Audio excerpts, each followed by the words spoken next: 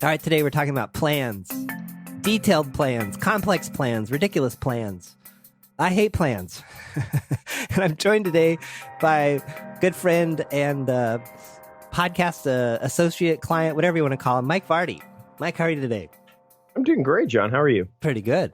So Mike came to mind because Mike has a whole different approach to planning and getting stuff done. And just a little more background on this topic. So I am a planner. If you've done any work with me, you know that I like to plan. I like to know when things are due. But one thing I don't like that I think will surprise some people is that I don't like super complex plans. I don't like them because they don't work for a lot of things. The minute you finish that complex plan, one thing changes and you've got this cascading domino effect of the rest of the plan is broken. And then you spend all your time fixing and reworking the plan and not getting stuff done. So, Mike, you were a big practitioner of GTD for a while. You've been in productivity for a long time. You have a whole business around it. What's your take on all this, and what did you do to kind of take a different approach? Well, I mean, I've been studying this, like you said, for the better part of a decade. And, I always come back to this quote by Dwight Eisenhower when it comes to planning. In preparing for battle, I've always found that plans are useless, but planning is indispensable. And I think that's the way I approach this idea of planning. And it's funny, you mentioned complex plans often can cause issues. And I think it's when they become complicated that they have issues. And I think that I think that you can stack, simple plan upon simple plan upon simple plan, and it may appear to be complex. But I think what happens is when complications arise, and often those complications can arise from, abstractions or distractions, disruptions, urgency that shows up out of nowhere. I think, or just not stepping back and actually doing the proper amount of planning. I think that in and of itself can be a huge issue. But when you mentioned that I was an ardent GTD follower, and for those who don't know, GTD is getting things done. It's a methodology. Oh, yeah, thanks. Yeah, no, that's okay.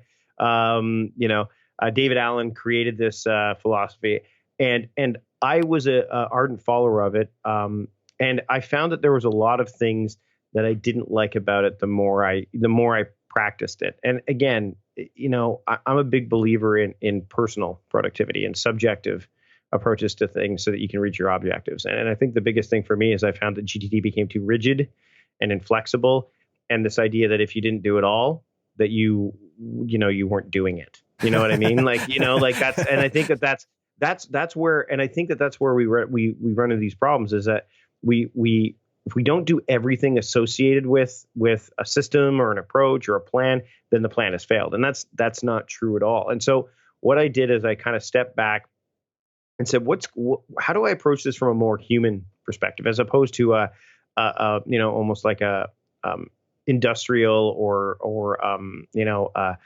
robotic way? How do I go at this from a more personal or human approach? And that's where I can't. Yeah. So are feelings involved? Feelings are involved. I think I think you do, because what happens is a lot of our there's a lot of talk about stoicism nowadays, and I've been reading this book called The Road to Character by David Brooks, and talks about like being stoic. And this term stoic for a lot of years had this idea of like no emotion, no feeling, very, let's say, like almost emotionless. But I think that what happens with emotions is we often have this thought of like, what do I feel like doing right now? And, if you can find a logical way to answer that question, like a way that, you've kind of pre-programmed into yourself, then it makes it a little bit easier, because, like I said, you've planned in advance. Hey, this is the type of work I should be doing in this moment. So therefore, I usually feel like doing this. So, or what do I feel like doing? Well, what do I normally set myself up to do in these moments? And the great thing about, this kind of approach, which I've combined all of the elements of to form time crafting, which is the methodology that I teach my clients. And I'm working on a book for it right now. And basically my entire, productivityist philosophy and everything that we do on the website is kind of gearing itself around time crafting, is this idea that, you should be able to ask simple questions that have very, as binary, as possible. Those answers should be as binary as possible. So that way, when you start having these questions, or when your brain, that part of your brain that wants to go watch Netflix or is, attracted by the bright, shiny object, which could be a fire. Like it literally could be, people say all the time, oh, I'm just spending all day fighting fires, which I have something to say about that as well. I'll get to that maybe in a few minutes. But what it does is it says, okay, hold on a second. Let's take a step back. Instead of saying, what should I do now, or what should I do next? Or, you get to say, what do I feel like doing? Well, normally on Wednesdays, I feel like this, or, I have low energy right now, so I feel like doing low energy tasks. Well, let me look at all the tasks that I've, aligned with that feeling. Would you say you're in a different camp than like the Jocko Willink, extreme ownership, discipline equals freedom, doesn't matter how you feel? No, I actually think I'm in that camp too. I think what's Really? interesting, yeah, because I mean, I theme my time, and I think that to stick with those themes requires discipline, right? And I know that extreme ownership and Jocko talks about this idea that we get stuck in this planning, and we don't spend enough time doing. Well, by putting like a Goldilocks factor in with, so for example, today as we're recording this, it's my audio video day. Like I themed this day audio video. Like it makes the most sense for me every Wednesday to do this based on all of the different elements of my life, having kids and knowing that Wednesday is a day that they will never be home unless it's a school vacation. But there's no holidays that fall on Wednesdays. And my wife works out, she doesn't work at home on Wednesdays. So I literally can, I am far more certain that I can do video and audio on Wednesdays than any other day of the week. So therefore I, program my week to say, okay, well, I do my podcast recordings. If someone wants to interview me, I do my interviews on Wednesdays. I set up my video equipment on Tuesday night. So if I want to do video, again, if I feel like it, or if I don't, or if I have something, then I can.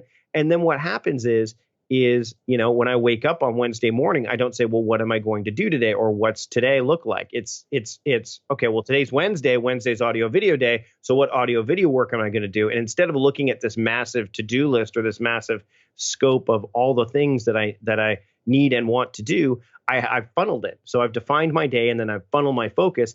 And that way I can make every moment matter. And the way you make every moment matter is by doing action around it. So I think that the way we get to the way that he approaches it, the way that I approaches it, is there are some differences, but I don't think we're too far off in terms of it. So it's not all listen to your feelings. I don't feel like doing anything today. I'm not going to do anything. No, because you can't do that. Like, I mean, but you need to have a way to respond to that. Because if you don't have something there that says, well, what do I feel like doing? Well, I don't know. Like if the answer is, I don't know, that's uncertainty. And, anyone who's followed, self-development work of anyone, Tony Robbins comes to mind almost immediately, is he says, human beings require two things, certainty and uncertainty. So you want to have as much certainty there so that you can kind of go down the path that you want to go down. But uncertainty is kind of what makes us human, like spontaneity and things like that. So oddly enough, if you have a framework in place, then that can foster freedom, because you could say, well, what do I feel like doing? Well, it's audio video day. So what audio video do I feel like doing? Oh, I'm excited to do the recording of a video that shows how to use my calendar.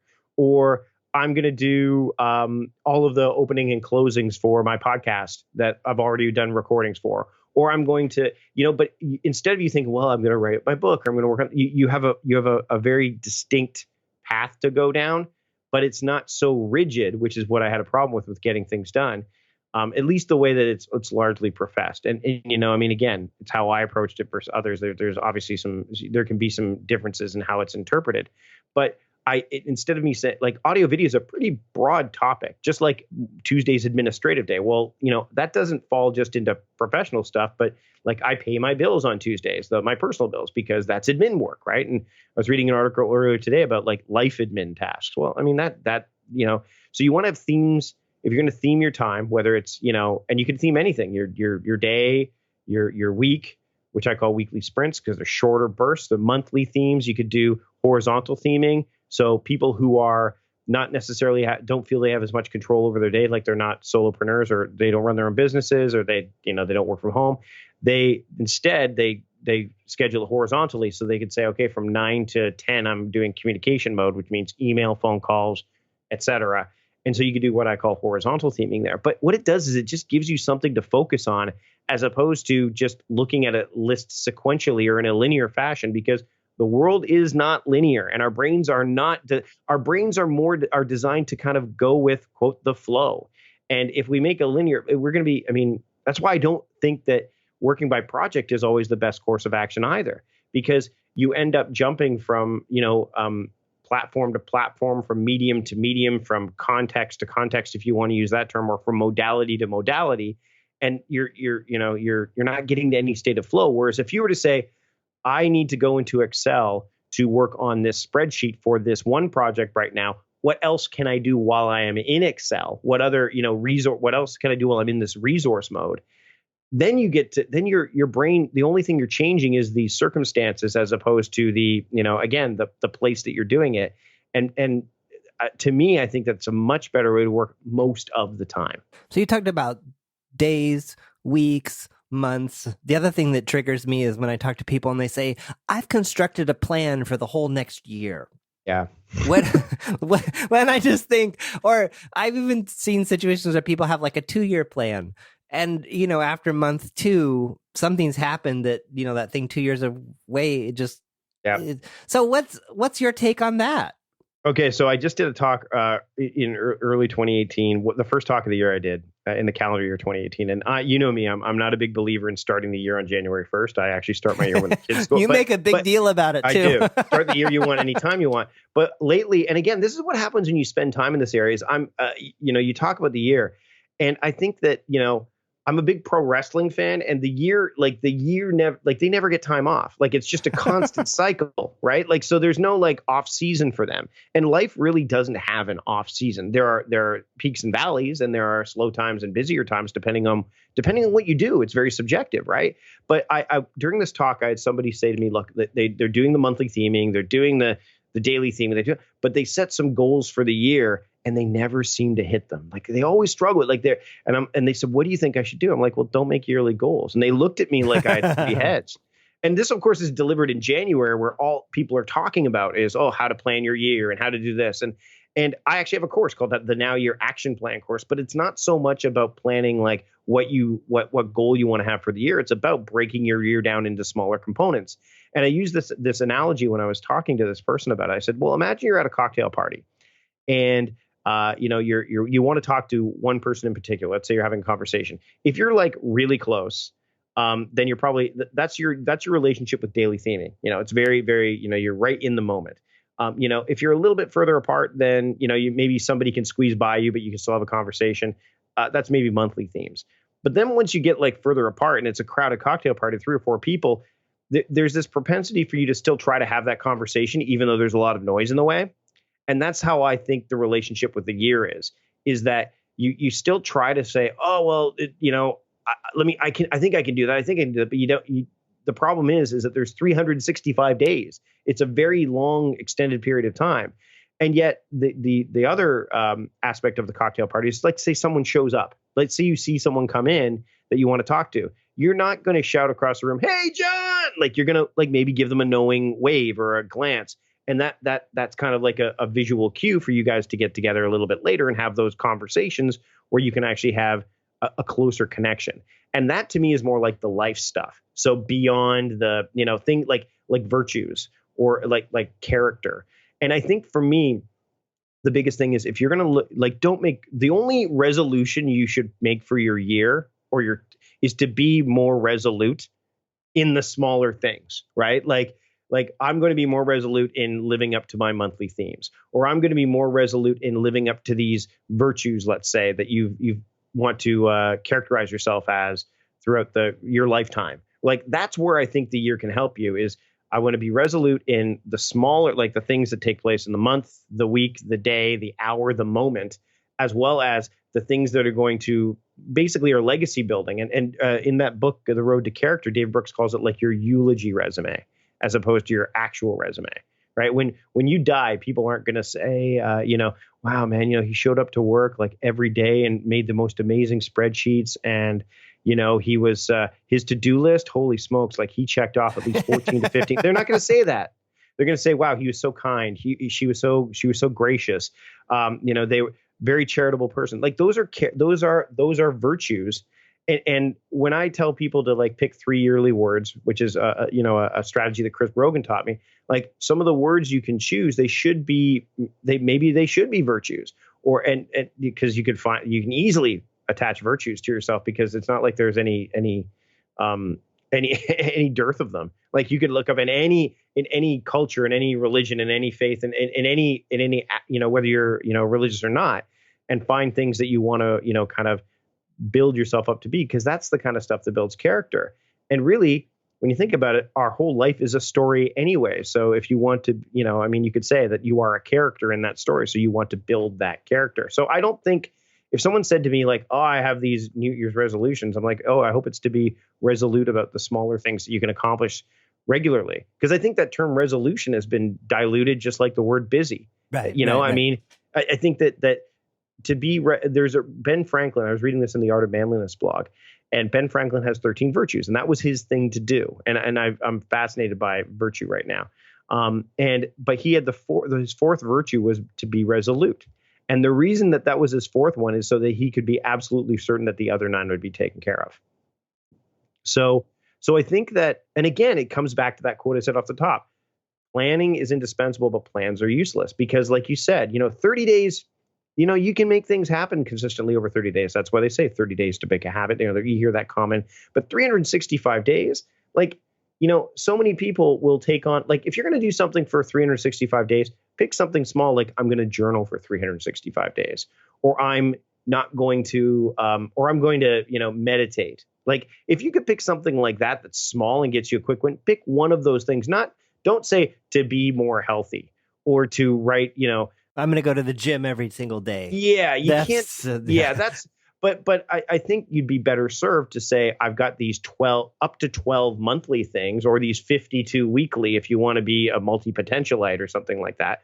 But you simply want to say, hey, listen, I have these up to 7 daily themes. And again, that's the other thing. With time crafting, you don't have to theme every single day. You don't have to theme every single moment. But I'm going to be more resolute in adhering to this, because if you do that, it builds and builds and builds momentum. And then your year is a success regardless, as opposed to, by January 18th, your resolution has fallen off the wagon and you're part of that 92% of people who didn't, follow through with their, quote, New Year's resolutions, end quote. What I like about the 3 words, and I've been using this concept in several conversations with people, I call them filters.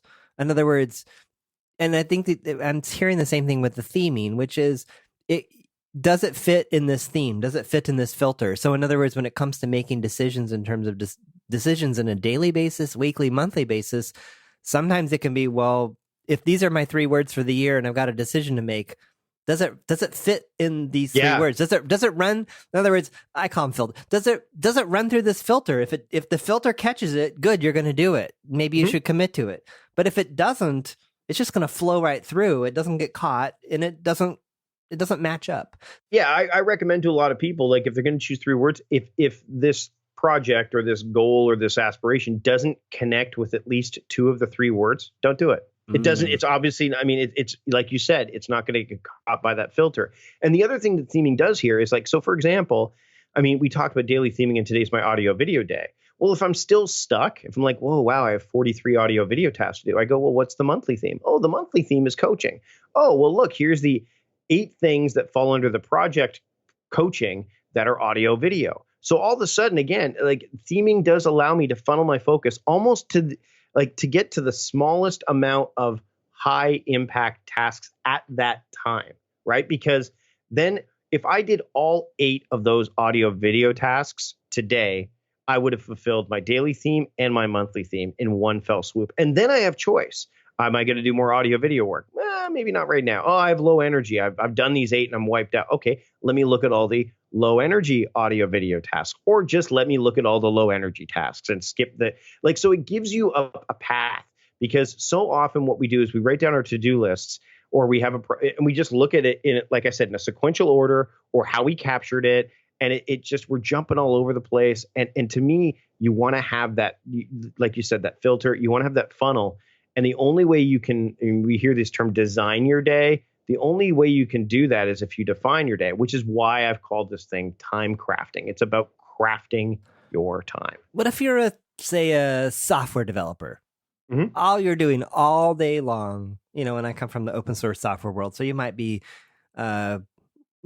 taking code from an upstream project and patching it, or you might be writing your own patches, your own code, or creating your new enhance. So you're a developer. You just write code all day long. Do you just have one theme, write code all day? Like what? How does this? I can see how the theming works in a solopreneur, entrepreneur, business owner context, but how does it work in more of a corporate, I write code all day long context? Okay, so there's a few ways to do this. So I mean, I've worked with a few people so that have been in that situation where they're actually working with one who is in coding. So you could do things like, for example, if like it could be generation day, where it's just you're starting from scratch. You're generating the code for several different projects. So it's your beginning, right? And then maybe another themed day. And we'll just go by days at this point, but you could do it horizontally too.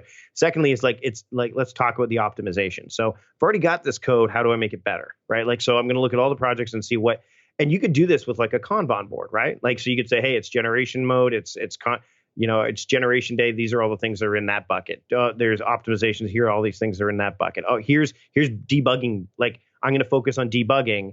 And then the great thing is, so let's say you're focusing on let's say Wednesday is your debugging day, because Wednesday's the middle of the week and you want to finish the week strong. So you want to clear out all the cruft and then move forward. And again, I'm not a developer, so I'm just speaking, I'm not either. We'll make it up. Right.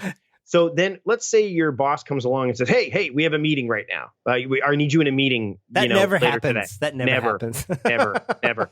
So you go to that meeting and what often happens when we have these meetings is we go, oh man, I was working on this thing and how am I going to get back to it? Well, here's the thing. You go to the meeting, you come out of the meeting, instead of doing what most people do, and I'm being very generalized here, but it's whenever I ask someone, it's like they normally do the following. I'm out of the meeting. I wonder what email showed up while I was gone. Oh, yeah. That's the first thing they do. Oh, yeah. Right? But instead say, okay, wait a minute. Meeting's done. What day is it? Oh, it's debugging day. Let's get back. What debugging tasks was I doing? And there's been a lot of articles recently, like as of January 2018, which makes sense because I think these articles are designed to help keep people on track with their resolutions.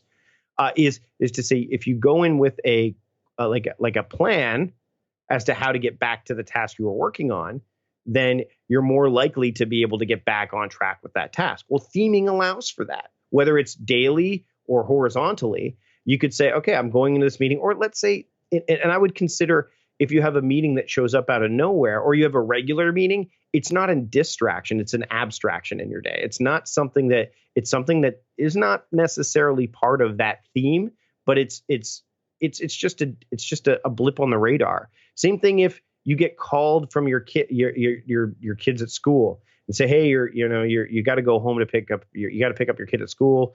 Go home. All of a sudden your day is derailed. Is it?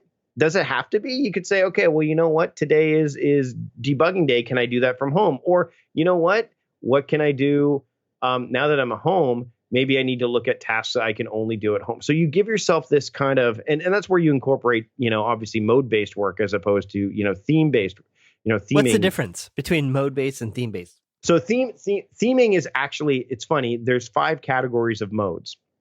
And theme-based is one of them. So whenever I coach somebody, I normally find out, are they task-driven or are they time-driven? If they're task-driven, so they're like, it doesn't matter, when I just need to get this list done, then I normally start working with them in a term of mode-based work. So when they write their tasks down, their actions, I say every action requires a mode.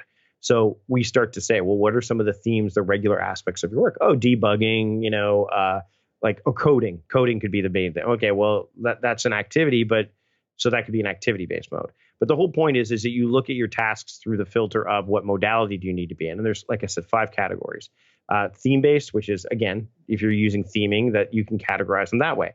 Resource-based, which I touched on earlier, like Excel is a resource. You're a resource, John. So when you and I work together on the podcast, I don't say, that way I can group all of my communication. I need to talk to John about this, and I see all the 18 things I need to talk to you about. Hopefully not 18, but you know what I mean. Right. And software is one. And so basically resource would be people, places, things, right? Activity would be anything ending in, or energy would be next. So E for energy. So that'd be like low energy, high energy. And the great thing about this is if it's personal, you could do things like brain dead, right? Like brain dead tasks that you could do, or full focus. Or I have one client who loves basketball. So we said there's prime time tasks and there's garbage time tasks, right? So when you're winning, you're in a garbage time, right? So now you can just relax the rest of the game. And then A is activity based. So anything ending in ing, reading, writing, coding, studying, playing, errand running, if you want to add the ing to errands, if you want. And then the final one is time based. So things are going to take like 5 minutes, 15 minutes, 30 minutes.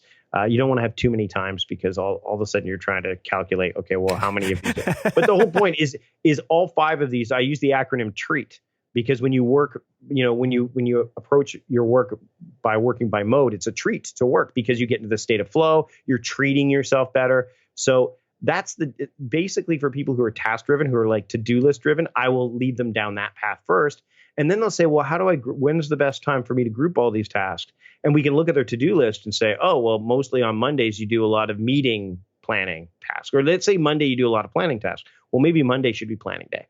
And then you can gear those towards. So all of a sudden you start to shift.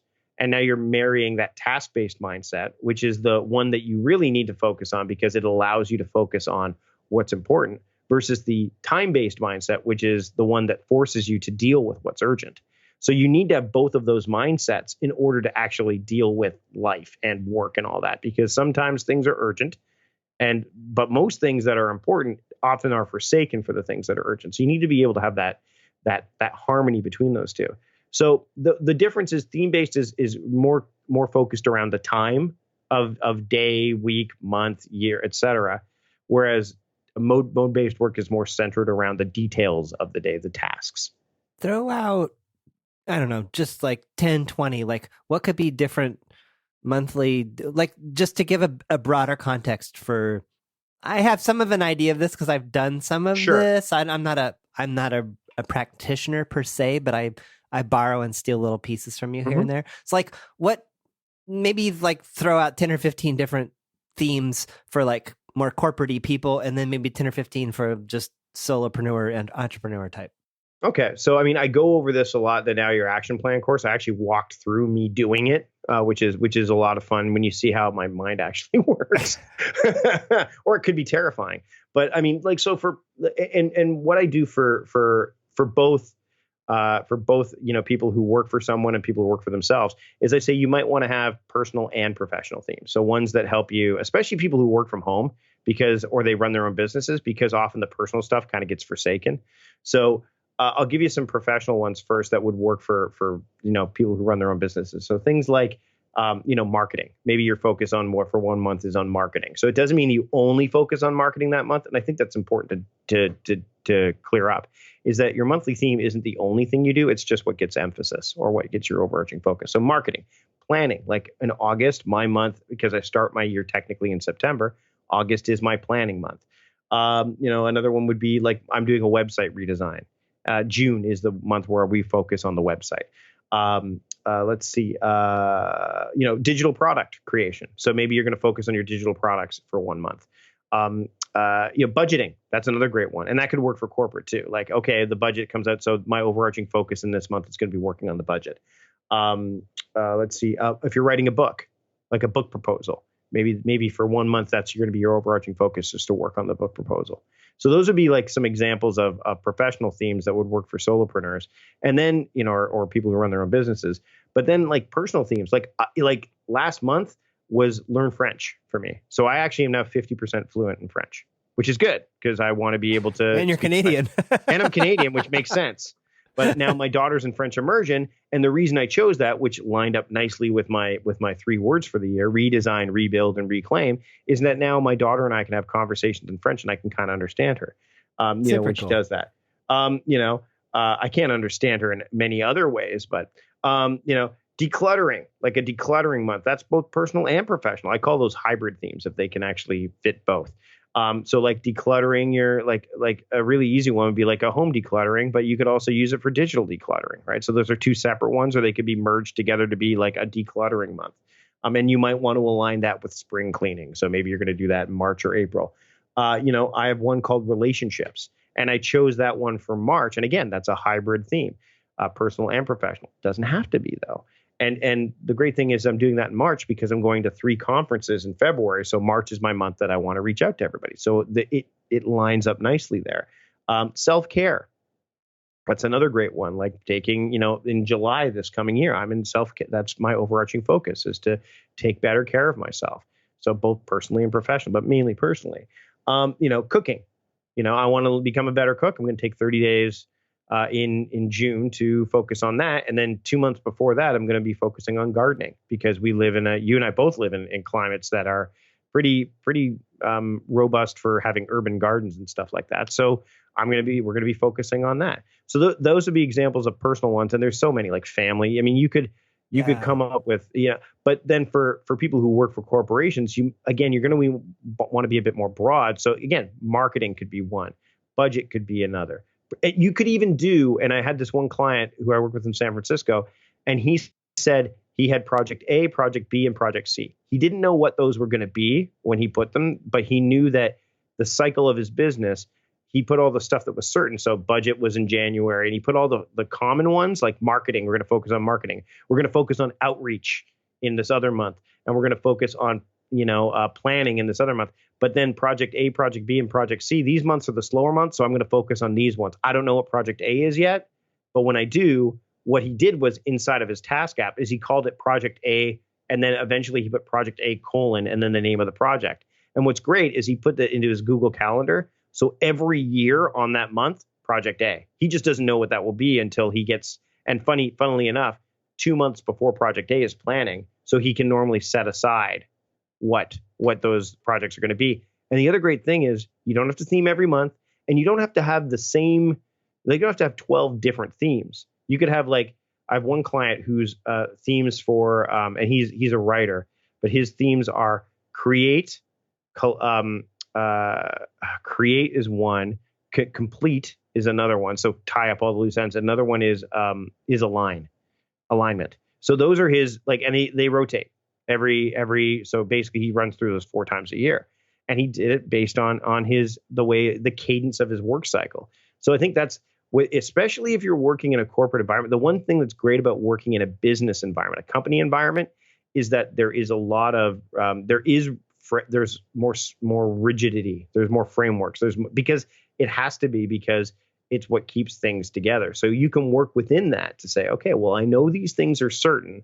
So how do I make it so that, I can be proactive when I can be, but not too proactive, because I'm too proactive, they're going to give me more work that I can't really handle. And how do I avoid being reactive? So you can see how you can kind of shape it. And again, if you craft like 6 months of your 12 months of the year, if that's how you want to look at it, then you're already at least you're ahead somewhat. Right. And then you can kind of figure it out as you go. That's what crafting is, right? Like, I mean, it's not about, hey, I'm going to, it's not like you're fabricating it, right? Like you're crafting it. So it's about, you know what I mean? Yeah, no. And I've seen you do this. We've pivoted like sometimes with the podcast where you've said, 6 months ahead of time, well, September's going to be podcast month. But then in June, you say, you know what? Scrapping that. September is not podcast month. It's actually coaching month, because I'm going to a big conference in October and I need to be all ready. So that's the other thing I want to insert here that I like about it is, you may plan out 12 themes for the year, but that doesn't mean you're not locked into those themes, and you just kind of ebb and flow with it. There's flexibility built into it. When people ask me, like, what does time crafting mean to you? I mean, I throw out the usual, define your day, funnel your focus, make every moment matter. But I'm like, honestly, it allows you to have like some fluidity, some flexibility. It's frictionless in a lot of ways, because any friction you come across, you can kind of try to remove it. So it's got less friction to it, but also it's time. You start treating time starts to be on your side. So it gets to be more fun. Like every Saturday is family day here. So my kids know that if they want to go see a movie, and again, this creates such a really awesome sense of binary and very lowers decision fatigue, is that my kids don't say, when can we go see the new, Marvel movie? They just know dad will say yes on Saturday.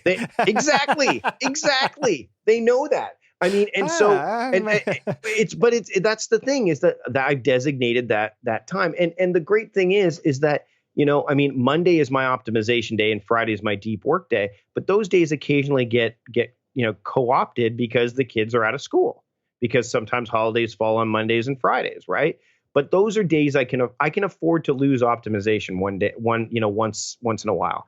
I can afford to lose deep work, an entire day of deep work once in a while, because because those two themes in and of themselves allow me to be proactive. Like you and I both know that with audio video, largely, and it does, I mean, again, we have ebb and flow here, but I'm largely ahead when it comes to podcast stuff. Like today, as we're recording this on a Wednesday, I really don't need to record anything for the podcast other than the interview I'm doing after we're done here.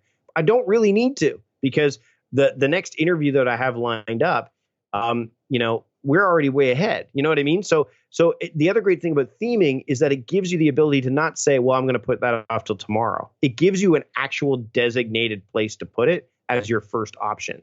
Where does it not work? Where does theming, like, where does your approach in your system just completely not work? When theming again, I don't want to say not work. When it gets challenged is when when your schedule changes and you don't adapt. So number one, that's a big one, because then what happens is you tend to throw the baby out with the bathwater. So theming, if one day falls apart, you're like, theming doesn't work. I've had that with one client who I worked with one for client one time. I worked with one client for, I'm not kidding you, for years. And we finally introduced theming to the equation. And this individual, after, they just couldn't get it. They said, you're not taking this into account. I have too many meetings. I can't do it. But that person, I've done this with, dozens of other people with this particular kind of schedule. And none of them basically bailed. They just said, well, I either need to, I mean, if anything, it sent off a warning signal they were having too many meetings, or they were saying, how do I structure my week in a way so the meetings happen at a specific time? So that's one thing, is that, you can come across a rough patch and then you're just like, it doesn't work at all. Secondly, you can't use daily theming for the entire day if you have a 9-to-5 job and you feel like it's a very high demand reactive job. Like, so if you work at a call center, you can't say, well, your job is to you can't go, well, sorry, today is the day where I focus today.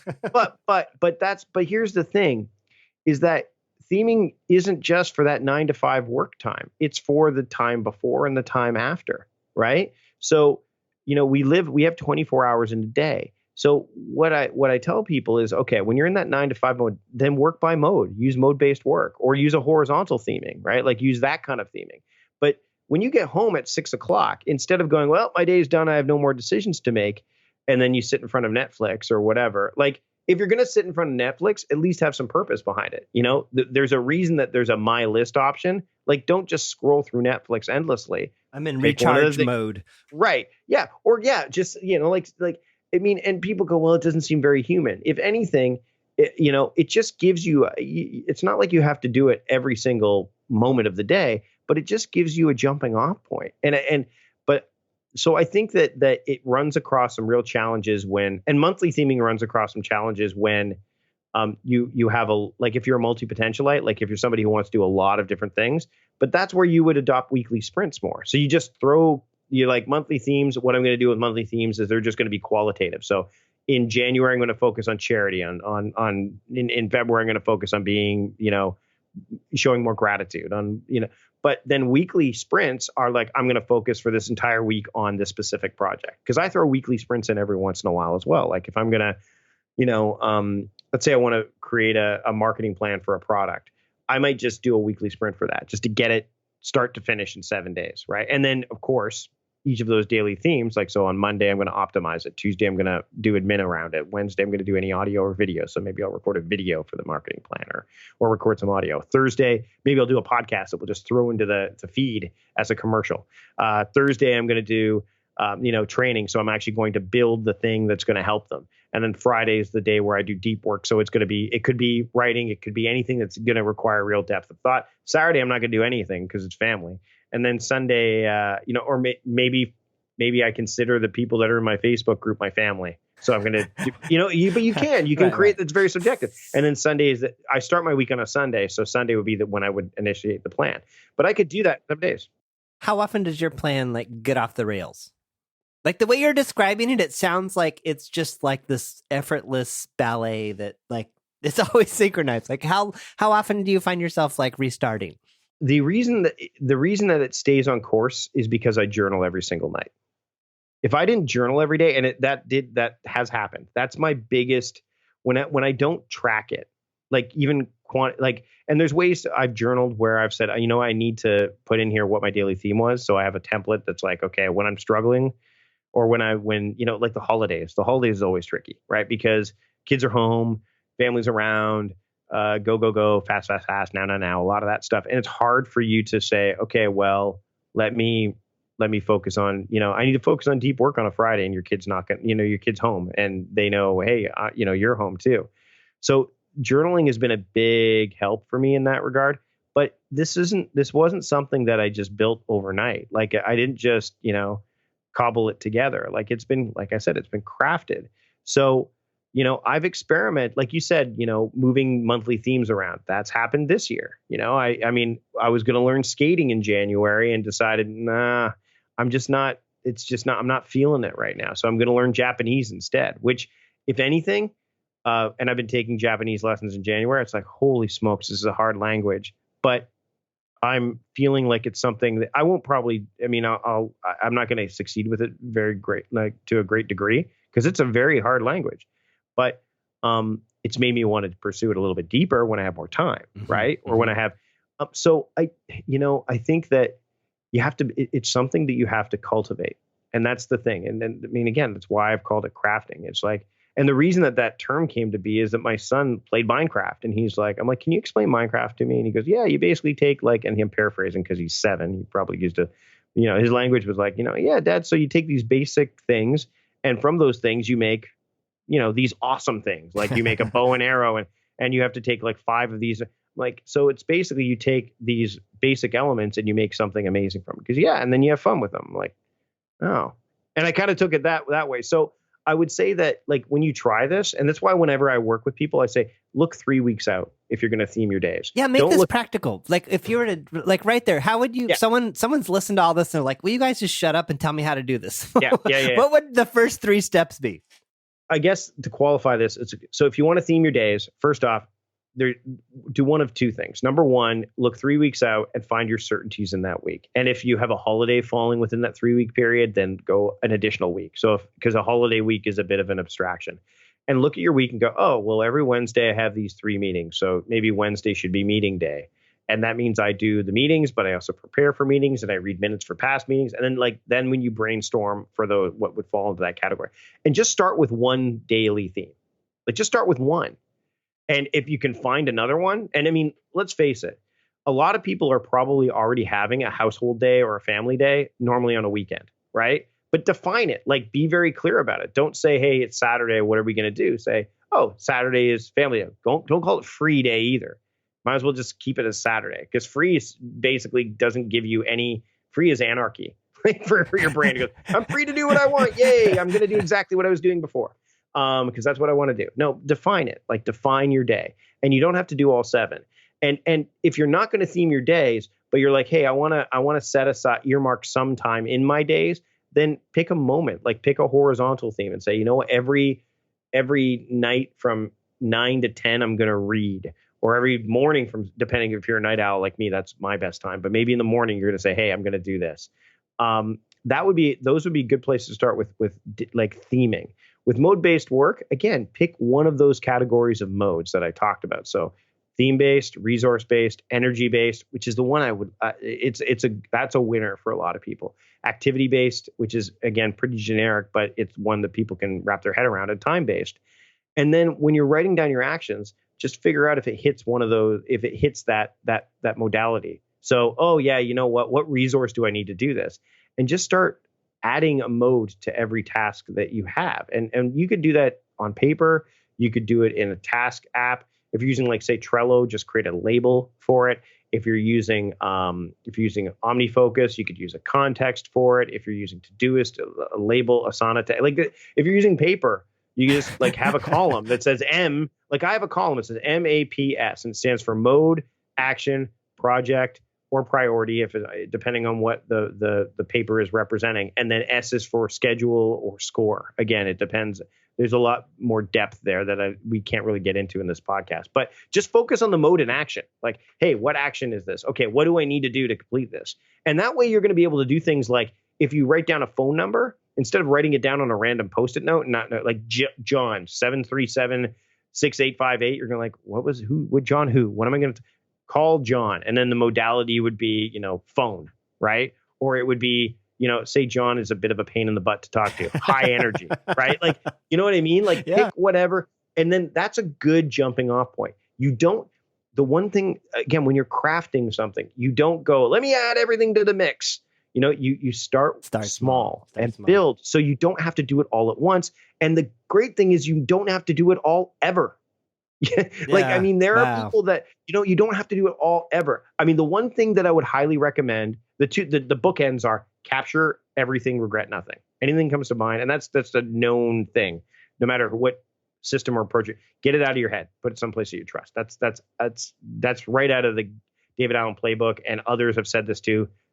I highly recommend that. And then the last thing is journal. And if you journal every day, you're going to be able to course correct easily. Yes, think about this. Yes. You know what I mean? Think about Star Trek, the captain's log, where I was or where we were, where we are now, where we're going. If you wait till the end of the week to do a weekly review, which is a getting things done, staple. Too late.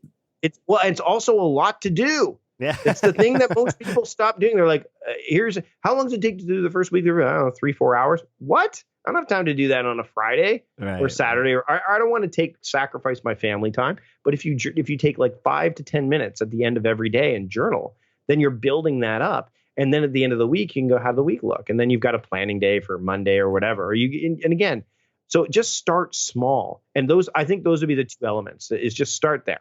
Starting small. So just as a wrap, you've been doing this a long time. What are the two newest surprising things that you've learned about being productive in the last year? I think the biggest revelation to me has been, and I'm becoming more philosophical about this, is the idea that the year is both long and short.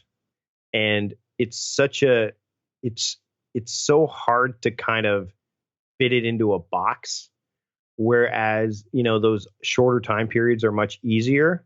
And the life is also easier because, again, there is definite uncertainty. The only certainty is, you're going to live and you're going to you'll be born and you're going to die, but you don't know when. So I think I've been steering away from the whole year. That's why the time crafting used to be called the now year method. I mean, I'm tossing that aside. I mean, we have the now year action plan course, but it's really just about you breaking down like your year into smaller chunks. And then I think the other thing would be, I think as I've developed this methodology, I've become softer on things like don't check email first thing in the morning and things like that, because I think there are ways to reach your objectives, even in a team or individually, by working subjectively. I think that's the only way you can do it. Because then you're playing off everybody's strengths.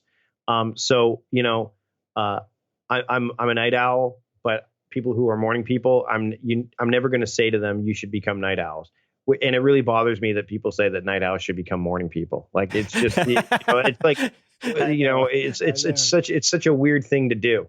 But it gets links, right? It gets clicks. Great information. Great conversation. Wow. Yeah. Well, and I know it's a lot. The thing is, you start off by saying it sounds complex, and if you go back and listen to this again, and again, just start with like one element, you're going to be much better off, because like I said, plans are useless, but the planning part, I think that's indispensable. And if you plan it and you've got this stuff wired, then you're going to be able to do more, and then you're going to be able to be more. And, I'm all about that. So thanks, John. I had a great time talking about this. It's always fun to, especially with somebody who knows what I'm about, to be able to dig in and And so I appreciate you having me on for this conversation. Absolutely. Now, where can people learn more, take your courses, get all Productivityist out? So if you go to productivityist.com, that's where I'm at. We have the productivityist.com/now years where you can get the Now Year Action Plan course. And then we have the playbook, which is like kind of a primer on this. So if you're like, I need something to there's productivityist.com/playbook.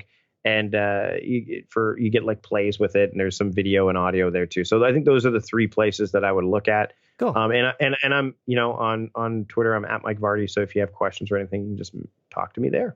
All right. Thanks again. Thanks for having me.